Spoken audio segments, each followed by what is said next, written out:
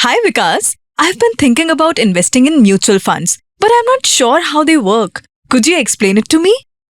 Of course, Sapna, mutual funds pool money from multiple investors and invest in various securities like stocks, bonds, or a combination of both. A professional fund manager makes the investment decisions based on the fund's objective.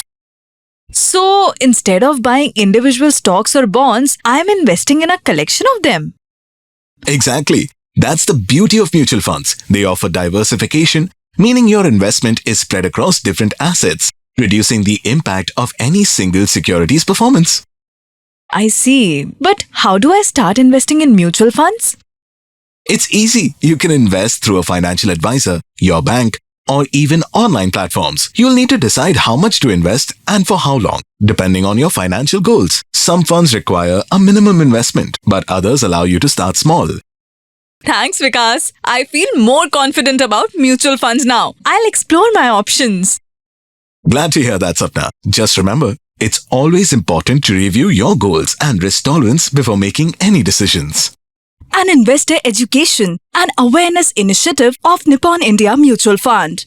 Mutual fund investments are subject to market risks. Read all scheme-related documents carefully.